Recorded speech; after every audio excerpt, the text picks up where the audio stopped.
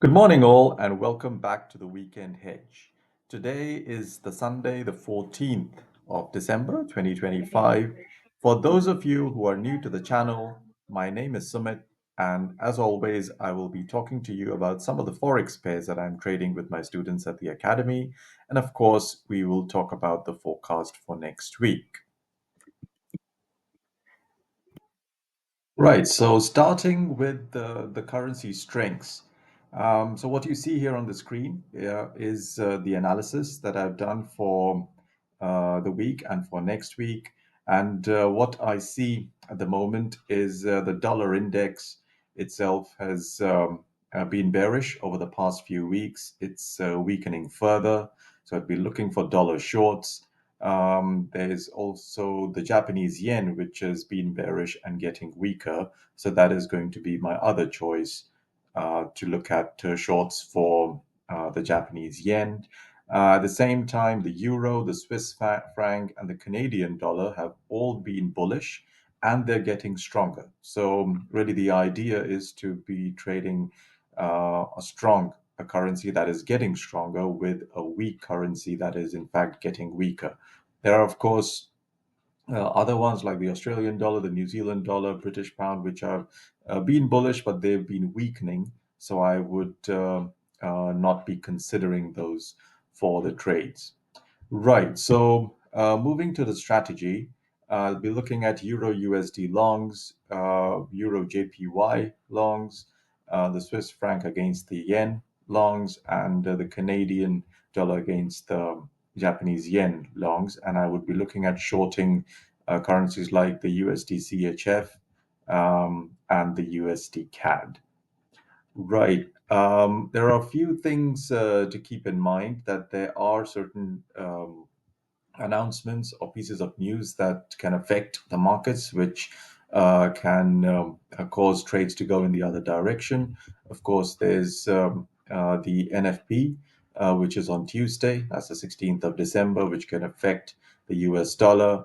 On Wednesday and Thursday, there's, of course, the CPI and the interest rate decisions for the euro and the pound, which can affect both of them. We are expecting a 25 basis points reduction in the interest rates in the UK, so that can weaken the pound. But let's see how that goes.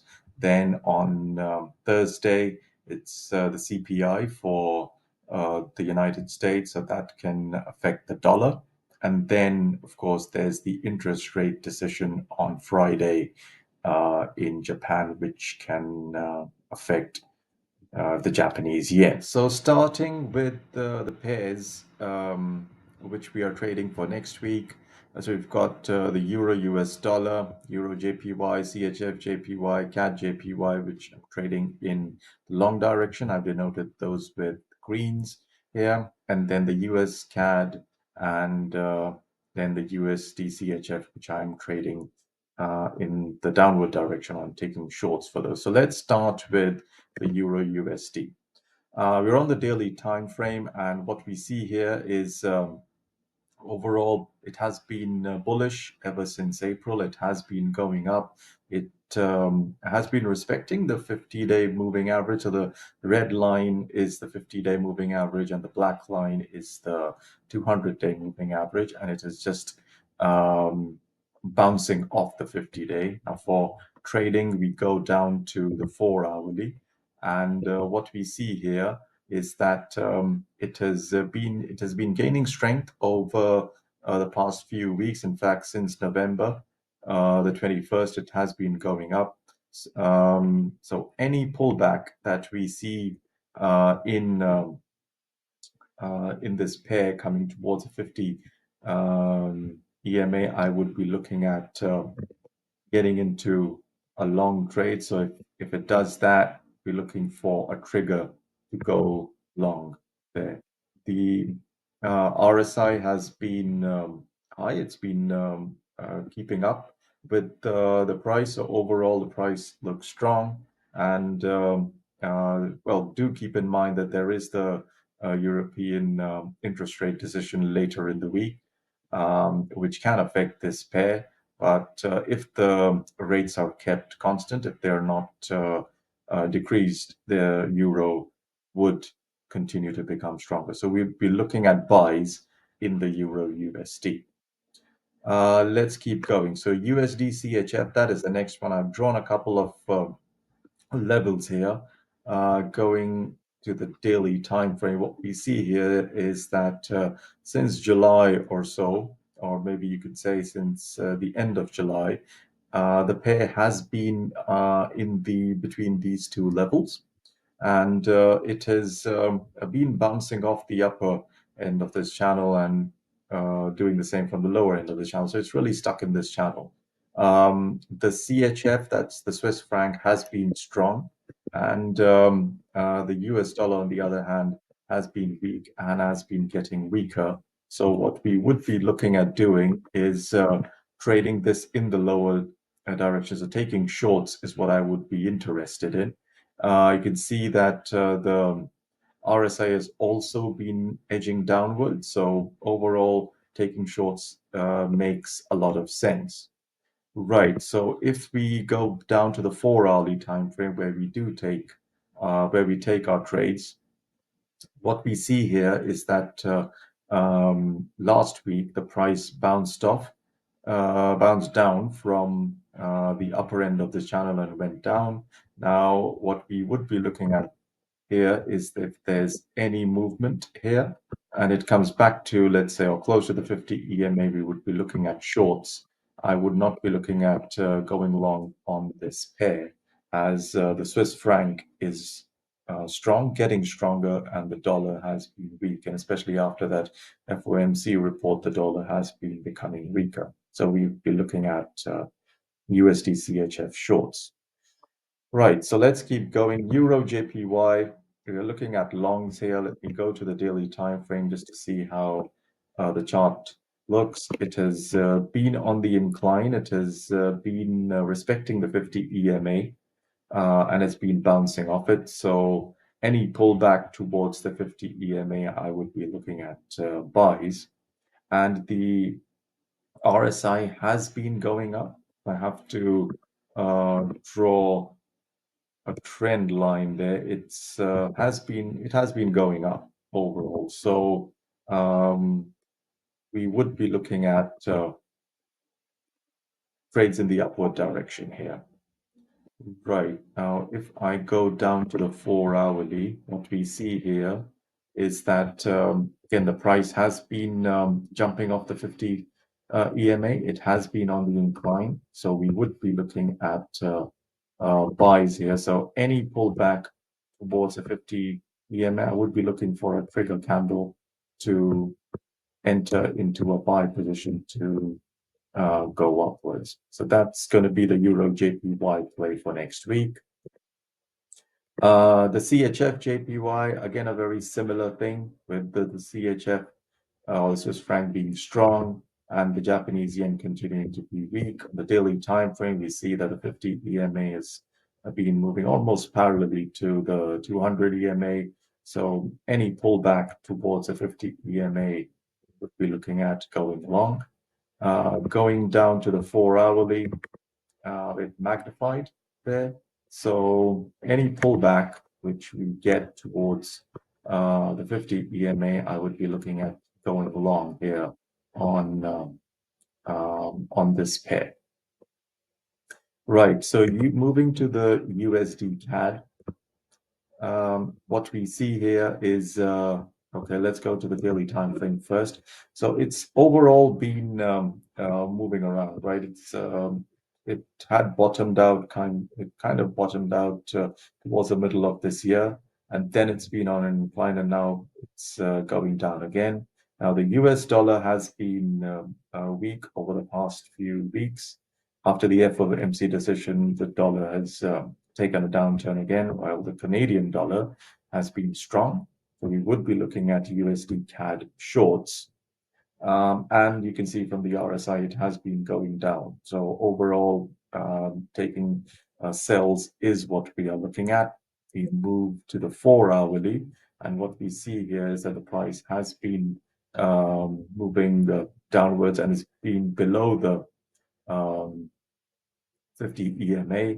So any pullback that we see here towards the 50 EMA, I would be looking at trigger candles to go short in this pair. Right, the last one that we have is the CAD-JPY, which is of course bullish. We are looking at color-coded that green. If we go to the daily time frame, you can see that it has been going up. There have been, ever since April 2025, it has been going up. There have been times where it has pulled back. In fact, this was kind of a consolidation zone, but after that, it's picked up and is respecting the 50 EMA. The Canadian dollar is strong. The Japanese yen has been weak and getting weaker. And the RSI is also on an uptrend. So that helps. We can draw that it's been on an uptrend. Let's move to the 4-hourly, where we see that the price has been, respecting the 50-day moving average. It has come down back there in November. It bounced off the 200-day. But what we would really be looking for is any kind of a pullback onto the 50-day. And we would be looking at entering buy trade there. Now, what's important is that we keep certain supports and resistances in mind. Now here, the CAD-JPY has been on a bull trend, but for some of the other pairs, it would be good to draw certain support and resistance lines, which I teach in the course. Right, moving on to some of the other major assets or pairs that we are trading in the academy at the moment. So the first one is Bitcoin. Now Bitcoin, so we're currently on the daily chart, as you can see here. If I just zoom out, what we see here is that it was in a very big bull run till about October 6th, or the first week of October, and after that it has been on a decline. Now, a very good way to analyze this is to draw a Fibonacci sequence from the lowest point to the highest point. And remember, we're interested only in the longs here for Bitcoin, as it's a bullish pair. What we see here is that the price took a downturn and it really, retraced till the 0.786 level. It bounced off it, came up to the 0.618, bounced down, and it's really testing this level now. And in fact, on Friday, it has bounced down again. The RSI looks weak and it's pointing down, so there's probably more downside to come. And also on the daily chart, what we see here is the death cross. That is a 50-day moving average crossing below the 200-day, so which is not a good sign, and that does signal more bearish tendencies. So for the moment, I would wait for more strength to come in, probably for the price to cross over the 200-day and the 50-day. And once those three align, we would be looking at trading them. But for the moment, we at the Academy are keeping out of the Bitcoin trades. Of course, from an investing perspective, if you're trading without leverage, you can look at adding to your position, as this is a good pullback for Bitcoin. But from a trading point of view, we are keeping out. Right, moving to the next one, which is the US 500. That is the S&P 500 index. Overall, what we see here is the price has been in a bull trend ever since April. It has been moving up. It has its pullbacks, which it has had from time to time, say one every month or a couple of months. On Friday, the index pulled back. Let's see if it pulls back a little bit more. We would be looking at buying on these pullbacks to go up. Overall, so if the price does come down to the 50-day, I would be looking at a trigger candle, like a bullish engulfer, and would be looking at going long on the S&P. Right, let's keep going. So the next one is gold. Again, a very bullish pair. Looking at the daily time frame, it has been moving up, respecting the 50-day moving average. It diverged from it starting August, but it's kind of come back to it. So any pullback, we would be looking at entering the long positions there. So going down to the 4-hourly, what we see here is that it is kind of, if you understand mean reversion, it's trying to come back to its moving average. So any pullback there, I would be looking at entering buys there for the XAUUSD. The RSI itself has been improving. It's been going up. In fact, it has been over 50 for quite some time. Did take a dip or two between, but it's pointing upwards, going up. So all I'm interested in gold is taking buys. Looking at oil, whether it's crude or WTI, overall the price has been low. It's been moving in this channel. So if I have to put a rough channel in place, if I just do that from that candle to that candle, what we see here, and we can really extend this to the backside as well, but it has been going down. So overall, I'm really interested in shorts. There is some amount of support. In fact, there's good support available here. That is a level of support. So if I draw that line there, so there's support there, and then there is this support region, which is of these two bounces earlier in the year. So if I just draw that, that is a pretty good level of support. So overall, I would be looking at shorts in oil, and I would really be looking at booking in my profits as we get to the $58 to the $59 level in crude.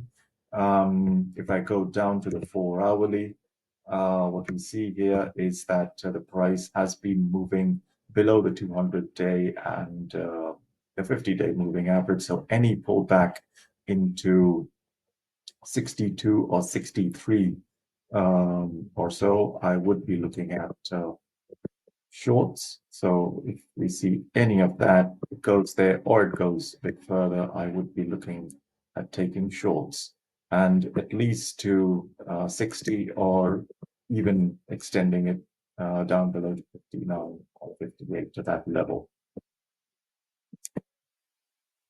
That brings me to the end of this week's analysis. Now, if you liked it, be sure to like and subscribe. If you're keen on mastering these techniques, check out the trading courses on the website. There are, of course, one-on-one classroom sessions which I take with my students, and you will practice with me till you're fully confident.